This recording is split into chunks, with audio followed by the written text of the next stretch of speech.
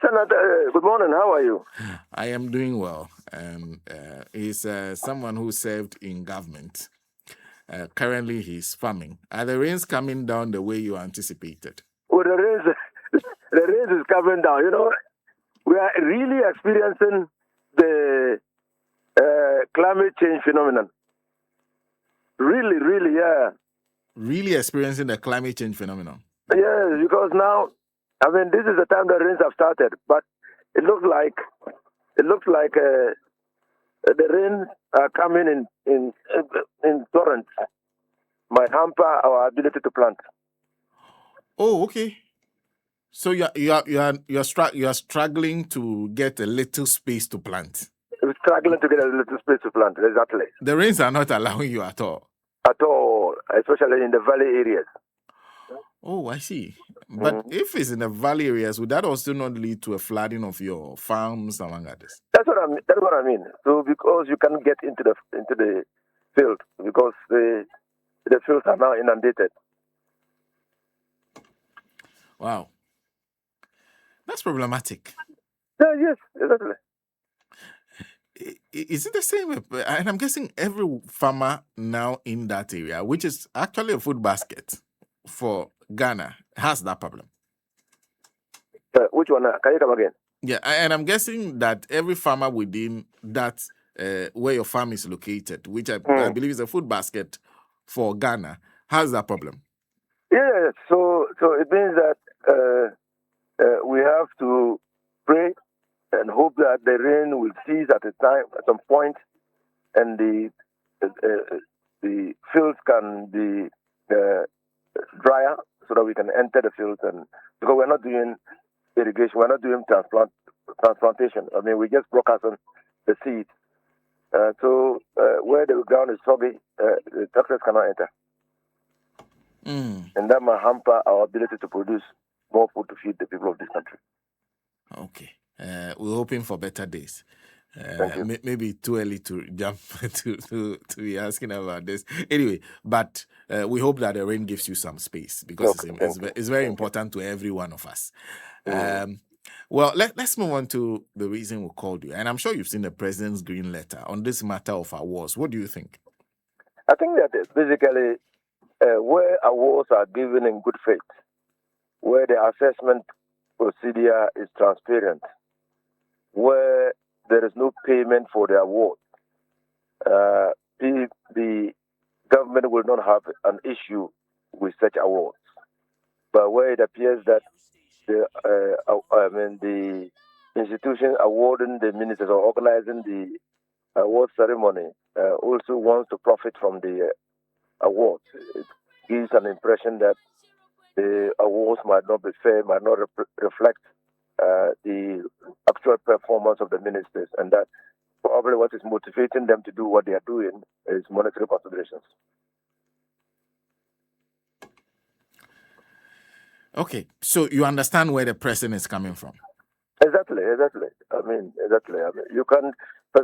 These people are occupying public offices, and they're only using public resources.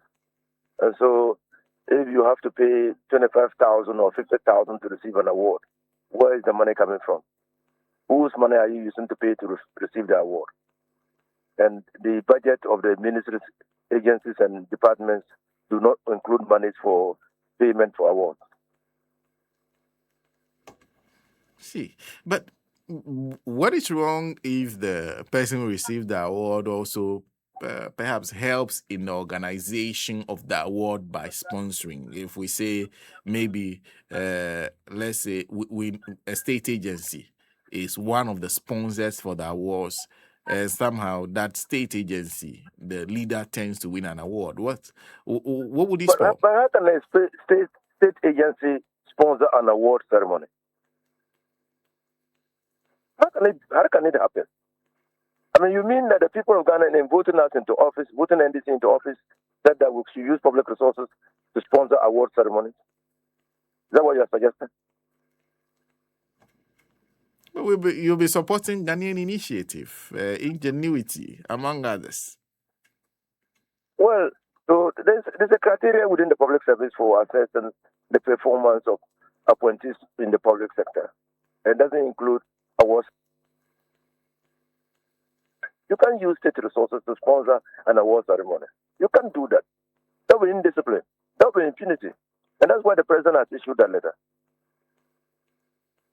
Is there a circumstance under which you think someone working for a state agency, maybe heading an agency or perhaps being a minister, can accept an award? Yes, yes. I've accepted awards. I was as minister. Accepted 2 awards. Accepted one from the West African Regional Magazine. Or just when they called me and said, well, you have been nominated by our readers that you are the best performing minister in West Africa. I accepted it. I didn't pay anything. I didn't even go to receive the award. It was received on my behalf by somebody who was present in the ceremony. But I accepted it. The second award I received was from FAC, the Ghanaian Post. I don't know whether they were poster or they were just assessing the performance of appointees. I also received that award, but I never paid anything. So there are instances that you can receive an award if you believe that is a reasonable appreciation of the work that you are doing, the public service that you are rendering. There's no problem. Having served in the capacity of a minister, what would be your advice on what considerations maybe an appointee should make before going ahead to say, I really will, I am accepting this award that you say I have won? First of all, the first red herring or the first matter you should consider is something to. It's better not receive, because why will you pay to receive an award? The second thing is that, like Professor White did, you ask them, what is it? I mean, how did you come to the conclusion that I deserve this award? And if you are convinced that it was a fair assessment of your work, then you can receive it. But just guard against fanfare. I mean, you're a public servant. You're serving the public. And the public did not say that you should, in serving them, your work must attract some fanfare. No. I see. But should this awards also not make the government happy that perhaps people are impressed with the kind of work they are doing? Are you suggesting the government has no criteria of assessing the performance of its appointees? You think that the award that should matter to an appointee is how the president sees you? Exactly. And then it can derail government's performance if appointees are now beginning to sponsor award ceremonies and awarding themselves, like the Emperor Bukasa Tenoto.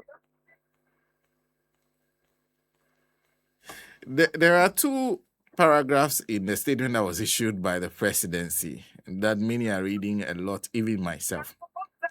It says, in many instances, the organizations conferring such awards are largely unknown to the public. Their credentials are unclear, and no transparent, objective, or verifiable criteria exists for assessing the performance of public officials. Consequently, the proliferation of such awards has the potential to undermine the integrity of public service, create misconceptions regarding government's performance assessment, and expose the government to unnecessary public criticism and embarrassment. And it goes ahead to say, paragraph 7, His Excellency the President wishes to emphasize that in due course, the President will undertake a comprehensive review of the performance of ministers and chief executive officers. The findings of this review shall constitute a key basis for decision relating to retention in office, reassignment of responsibilities, and any future cabinet or executive restructuring. What do you think the president is trying to communicate with this too? That just telling you that in paragraph 6 or in that paragraph that you read earlier, that award ceremonies can be self-serving. First of all, those public officers who sponsor such awards sponsor them for the awarding institution to hold them in high esteem, to create a perception and impression that they are performing in their job. Secondly, the warden institution might be doing that for profit, and that can, lead to embarrassment in for government. Because if for these, these awards are public resources, it can embarrass the government. So government is warning, sending a serious warning to its appointees that you do not have to lend yourself to this charade. You don't, and that government itself has a way of assessing its appointees, and just stating the obvious that the assessment will constitute uh, the, the platform, if you want, or the criteria for determining whether or not the appointee continues to serve in office, is reassigned, or is removed. Interesting. Is the president also suggesting that, Massa, it doesn't matter how many awards you receive. If I remove you, I'll remove you. Is that you're saying awards will not save you if I feel that you are not performing? You have said it better than I could have said it. I see. Anyway, okay. Before I let you go, just a brief thought on one other issue. And I don't know if you've been monitoring this, do I call it an impasse or disagreement between the Ghana Medical Association, which is now leading it, and the Health Ministry over the suspension of the Konfano Teaching Hospital. Do you think your former colleague in Parliament, the Health Minister, got something wrong? Is the GMA overreacting for you? The Ghana registered. Ghana Medical Association. I think that is overreacting. First of all, the chief executive of the Konfano Teaching Hospital was appointed by the government. And it's because the chief executive shares in the aspirations of this government. That was why it was appointed. So there must be real reasons why the minister will move to suspend a CEO that it appointed. And so the GMA needs to sit with the minister to see what exactly was it that the CEO did that resulted in his suspension. Okay. What do you think should be the solution now? Because there's an ongoing strike. Whether they are overreacting or not, usually in the case of health workers, they will say lives are at stake. What should they do? What should be done? So I was privileged to be in Kumasi. Over the weekend, and I met the regional minister, Ashanti regional minister, together with the Metropolitan district chief, chief executive. And it appears to me that they are working assiduously to have this matter resolved. And let me conclude by asking you your view on this, because Mr. Osingame is of the opinion that saying you have suspended somebody is prejudicial, because suspension is in itself a punishment, that because the CEO has not been heard, you have not done your investigation, the wording of that letter alone is problematic. Do you agree? No, I don't. So that's the first stage. I mean, if there's prima facie evidence of wrongdoing, the first stage is suspension and then further investigation. Suspension and then investigation. Yes, because so that the suspended officer does not interfere with the investigation. Is there a difference between suspension and stepping aside? Stepping aside might be a voluntary action, but suspension is an official decision of the ministry. Alhaji, thank you. Thank you very much. Good. Alhaji Fuseini is former Minister for Lands and Natural Resources, joining us on the line. Former Minister for Roads and Highways, and also a former Deputy Minister for Energy. So he served in public office. And this morning I've spoken to two people who have been in public office. One is still there, Engineer Kojo Chumbuafo, who is also not big on awards. Alhaji says he's received 2, but he shares the circumstances under which those awards were received.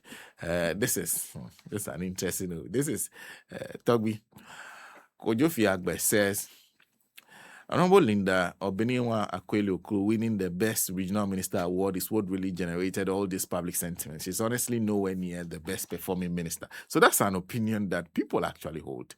There's also someone who says, in fact, and I'll go back to that comment.